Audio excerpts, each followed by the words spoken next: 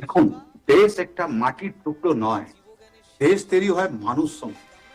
এই গভর্নমেন্ট নিজের ইন্টেনশনটা বলে আপনার দেখিয়ে দিল। এত সুন্দর ভাবে ওরা প্রকল্প স্টার্ট করলো, বাট গভর্নমেন্টের যে কোনো প্রকল্প আছে, যেটা আপনার ইনিশিয়েটিভ আছে, ওইটা সাকসেসফুল হতে পারে না যতক্ষণ এটা মানুষের যদি ওর মধ্যে ইনভলভমেন্ট না হয়।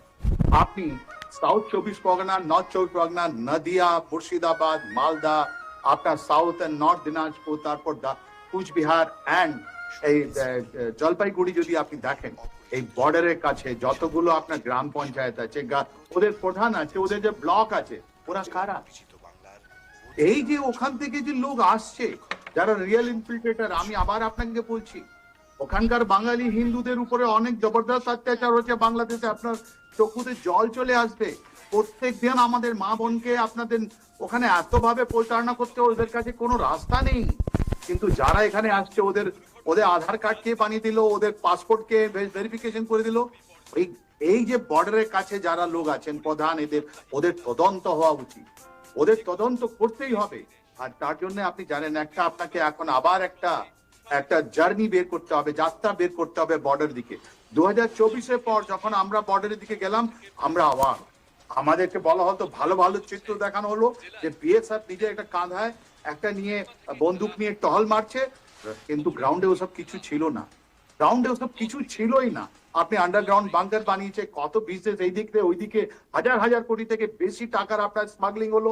গ্রাউন্ডে ওসব কিছু আমরা পাইনি কেন? এটা পাইনি কেন? বিকজ আমাদের ওখানকার মানুষগুলো ইনভলভ ছিলেন, ওখানকার পুলিশ ইনভলভ ছিল। তার মানে কি হলো, এই যে 15 বছরের ধরে যারা সব থেকে বেশি টেনিউর করেছে আপনার, যার মধ্যে গ্রাম পঞ্চায়েত থেকে নিয়ে আপনার পুলিশ, তারপর জুডিশিয়ারি, কেন যে স্মাগলার, আজকে মাননীয় মুখ্যমন্ত্রী বললেন কি স্মাগলিং লিস্ট কোথায়, স্মাগলার লিস্ট কোথায়, কতগুলো লোক ওখানে দাগি লোক আছেন, এসব কেউ আপনাকে কিছু বলেনি।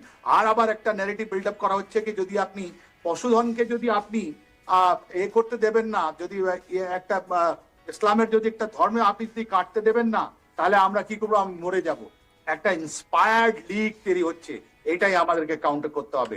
মানুষ যদি সঙ্গে না থাকে তাহলে কিছু হতে পারে না। আপনি দেখুন না, আসামে আপনি মেঘালয়ে ঢুকে দিন, আমরা তো বাঙালি লোক, আমরা সবাই ওখানে যাচ্ছি, ভ্রমণ করতে যাচ্ছি।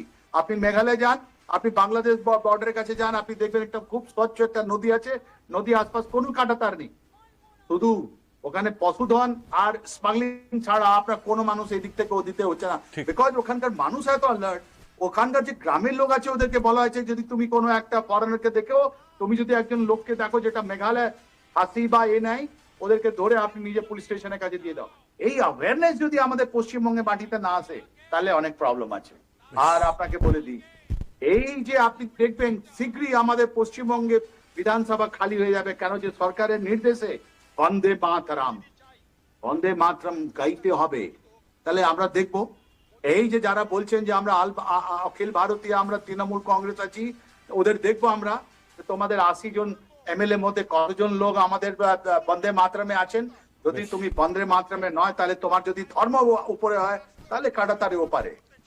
তৃতীয়, আমাদেরকে অনেক অ্যালার্ট থাকতে হবে, কেন যে এখন বাংলাদেশ যেটা আছে, নতুন গভর্নমেন্ট খুব কম সময় কম আছে, তাই জন্য আমরা কমেন্ট করছি না, বিএনপি গভর্নমেন্ট উপরে কমেন্ট করছি না।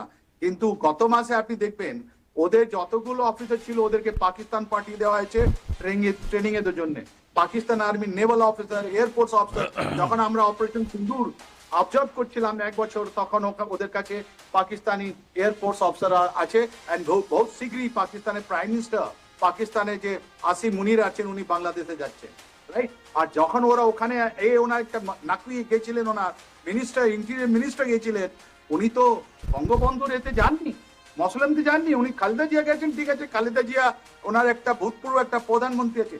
তো এই যে বাংলাদেশ থেকে যে থ্রেট আমাদের আসছে, এই যে 2 বছরের খুনি ইউনুস যত লোককে রিলিজ করেছে, ওই থ্রেটটা অনেক গভীর ভাবে আমাদের পশ্চিমবঙ্গে মাটিরা এইদিকে ওইদিকে আমাদের গভীর ভাবে প্রকাশে আসছে। এটাকেই আমাদের দেশের কথা বললেন, লালমনিরহাটের কথা আপনি বললেন কত সুন্দর ভাবে। ওই লালমনিরহাট থেকে যে থ্রেট, যারা তুরস্ক আছে, আপনি তুরস্ক কথাটা আমরা কেউ বলিনি, ওখানে পাকিস্তান আছে, ওখানে চায়না আছে। তাই জন্য তো আমাদেরকে ডিফেন্স এক্সপেন্ডিচার, ডিফেন্স অ্যালার্টনেস, এটা যেটা আমরা শিলিগুড়ি করিডোর বলি, ওখানে underground tunnel, underground railway line, এখন এই যে ছখানা যেটা ন্যাশনাল হাইওয়ে রাষ্ট্রমার্গকে দেওয়া হলো একটু কম, এর একটা এক্সপেন্ডিচার আছে, এর একটা খরচা আছে। এই খরচাটা থেকে আমরা একটা হসপিটাল বানাতে পারতাম, আমরা এডুকেশন বানাতে পারতাম, আমরা স্বাস্থ্য কিন্তু চিকিৎসার না জন্য ভালো কিন্তু কাজ না করতে আমাদের পারতাম, আমাদের অনেক আমাদের জায়গায় কাজ করতে চিকেন নেক পারতাম। নিয়ে সত্যি